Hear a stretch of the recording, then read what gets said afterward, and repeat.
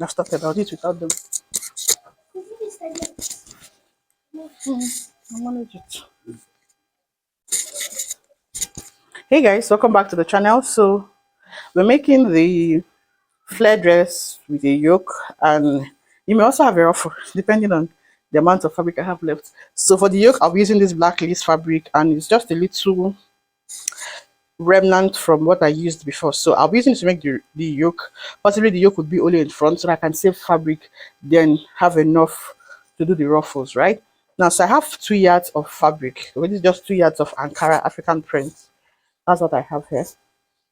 All right, so we're going to be folding in form of a bias to get the flare. Okay, folding in form of a bias would give you that flare look. So I'm just going to get the edge of my fabric, then fold this way in form of a triangle. All right, so what I'll be doing is to fold it just to the edge of the fabric this way. Okay,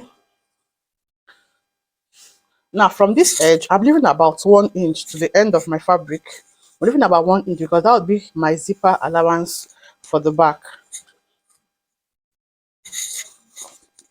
All right, so you need to properly align your fabric before you start cutting. Right, so fold in form of a bias. You can see the edge of my fabric, you can see here, in form of a triangle, just like you're folding a triangle. Just twist it this way, okay?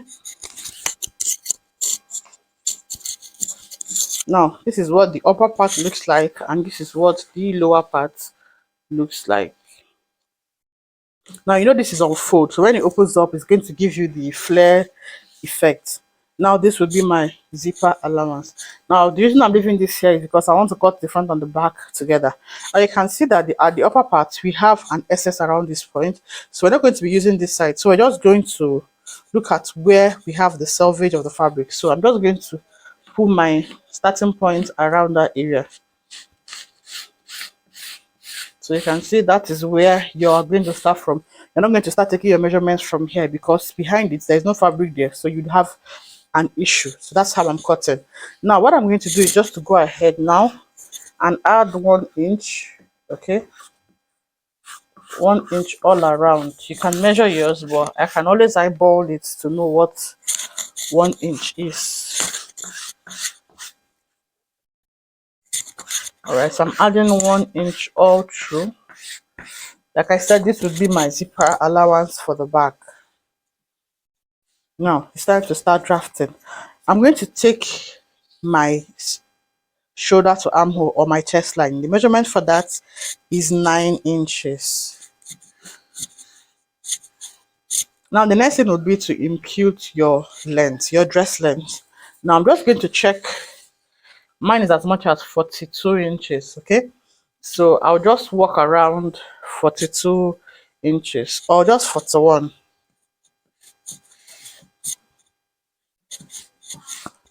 Okay, I want mine to be short, so I'll just work with 41 inches. That means the length of my dress is 40 inches. The extra 1 inch there is for hemming allowance. Right, so we'll start imputing our measurements. Now, because we folded this way and that we have our zip allowance at this side, it means we start taking our measurements from this side. So I'll take in the shoulder measurements. Start taking the measurements from here. I won't take the measurements from here because of my zip allowance that is facing this way. So I'll start taking the measurements from there. So my shoulder is 17. So divided by 2, that's 8.5. So I'll make a mark at 8.5. Also mark the same 8.5 here. Right? So you connect. Extend this line outwards. Okay, now depending on the type of neckline you want, remember that this dress would have a yoke. So I want to have a neck width of 5 inches. So I'll make a mark at 5 inches. I also want a neck depth of around 4 inches. Okay, so I'll connect this. Now this upper one is the front, while this lower one is the back. That is why I have a zip allowance around this area. So what this means is that I'm also going to make a neckline for the back. So for the back, depending on what you want, I don't want it to be so I'll just do 2 inches depth for the back, then I'll curve it out this way. This simply means that when I'm cutting, I'll cut out the back first. Then when I take out the fabric, I'll cut out the first. You see that when I'm cutting. We have a shoulder slope of 1 inch, so you'd go and connect. Right. Now the next thing will be to impute the body measurement. I'm working with a bust of 46 inches. Okay, so divided by 2, that gives me 11 and a half. I'll just approximate that to 12 inches. Okay, so 12 inches. Then I'll add 1 inch seam allowance. You can add 1.5. Okay, especially if you're working with a lining, so that the lining takes ½ inch, then you now have your seam allowance of 1 inch. So when you take that, the next thing will be to extend this line to the length of the dress. Now we're not going to be imputing the waist, the hip measurement, because it's a flare dress, so it's going to be free around the waist and the hip. So I'll make a connection from here down to the length of the dress. So get a long ruler, or you can just use your free hand. So you can see that I've been using my free hand for this project. I can't find my rulers, they are on vacation, so let them be hiding where they are. Pretty much we're done. At this point, we are done. So this is how simple this dress is. But we have one thing left, our armhole. So I would go ahead and measure what I have from my shoulder slope to my chest line. I have 8 inches. I'll mark half of that, which is 4. So make a mark at 4 inches. Okay, then taking my armhole. Then for the front, I'll just take in ½ inch inside, and that will be the front armhole. So this is time to cut. Right, so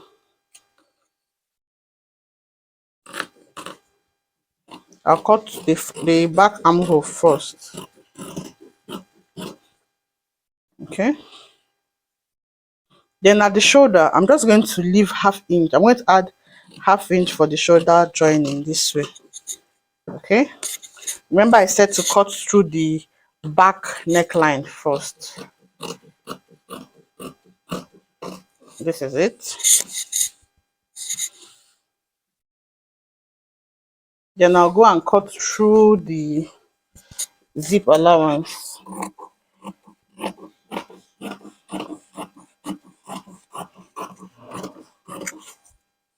Right, so if you're watching till now and you haven't subscribed to the channel yet, please do well to subscribe to the channel and turn on your post notification so that each time there's a new video you'll be notified. Right, so that's my zip allowance. You can go ahead and make a mark there so that you can notch it, notch up and down. All right, so I'll cut through the lower parts. At this point, I'm contemplating on leaving mine at 42 inches. So what I'll just do is just cut off the selvage. Okay, I don't like to have that line show of my outfit, so I'll just cut on the selvage. Okay. Right, so this is what we have. The next thing you're going to cut out is the sides. So put your scissors in.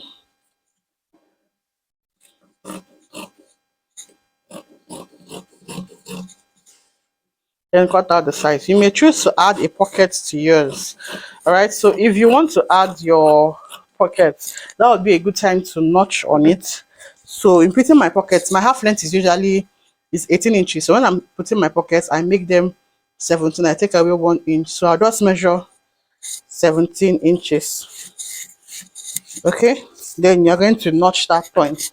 So this would be where you would fix in your pocket if you'd want to have a pocket. I'll go ahead and notch that just in case.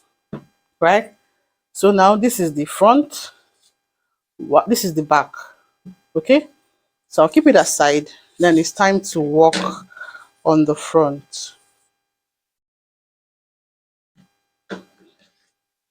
All right, so remember that we need to trim off the neckline for the front.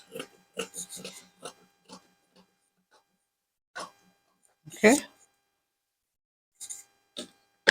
you also need to trim off the armhole for the front so that you don't have excess around the armhole.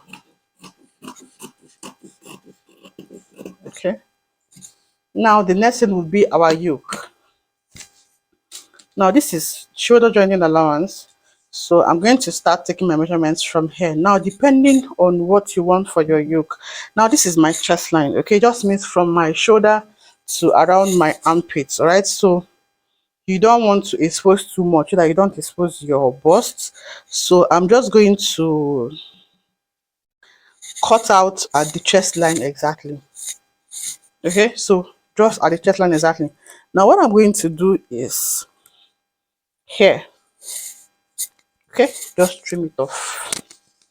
Now before I do that, okay, you would need to either add half inch to this or just trim this off, then add 1 inch to your yoke. Okay, one of two things is either you cut this off, okay, exactly, without adding any seam allowance. You cut it off, then when you are cutting your yoke, you add 1 inch to this place for your yoke, okay, or you add half inch here so that when you cut out your yoke, you also replace the allowance. So just so that I don't confuse you, I'll go and cut exactly on my chest line without any allowance.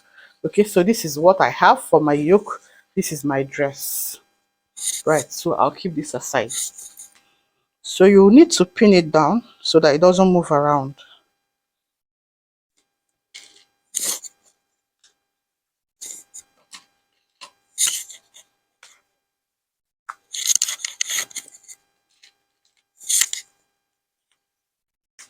All right.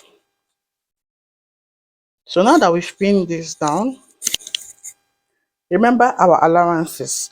So I said if you cut exactly on your chest line, you need to add your allowance to your yoke. All right. So I'm going to need half inch, okay, to attach the yoke to the dress, and also another half inch. Okay, I just need 1 inch allowance. Okay, let me just make it plain like that. We need 1 inch allowance, half inch on the yoke, half inch on the main dress. All right. We'll join this way. We'll join this way, half inch here, half inch here. You get, so that is 1 inch, half inch here, half inch here. Now because we cut exactly on this part, I'm going to add that 1 inch to the yoke. That's how simple it is. Okay, so I don't explain too much. So I'm adding that 1 inch here.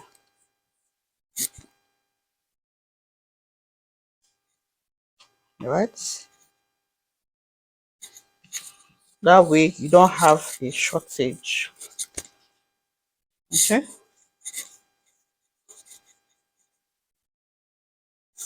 so you can see my 1 inch.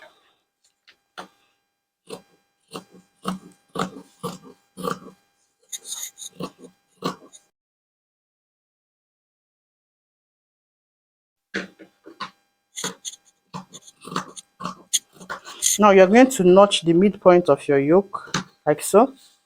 Okay, also get the dress and notch the midpoint as well.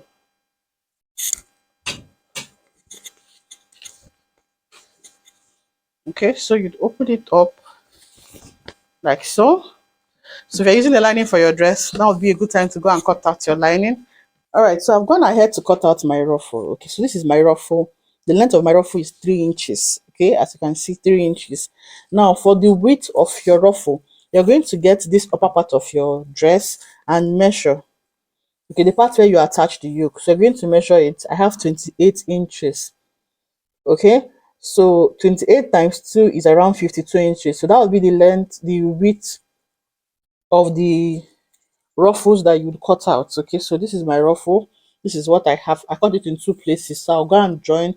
Then I'll have a long strip that I'll come and attach to this lace. Now for the lower part of my ruffles, I'll use my bias tip to finish the lower part of the ruffles. Then I'll just attach this point. Okay, so just going to be very tiny ruffles, nothing so much, right?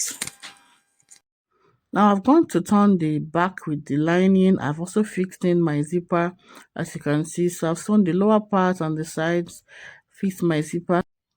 So here I've made my ruffles. What I did was to use my bias tape to, finish up the lower part. Then I made pleats. I initially wanted to do gathers, but I felt like doing a pleat. So a pleat I did. So I pleated it like 1 inch apart. Okay, the pleats are 1 inch.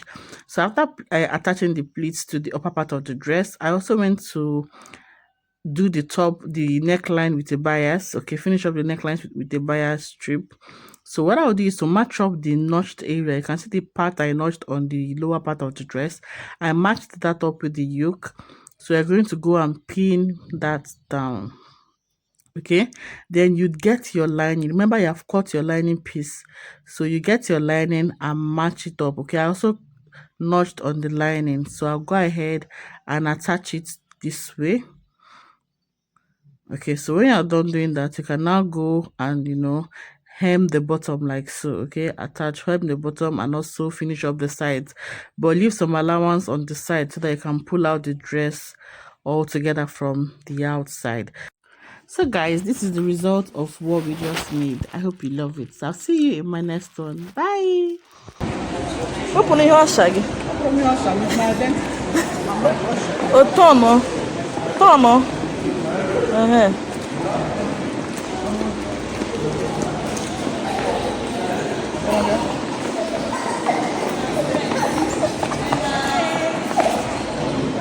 It's video.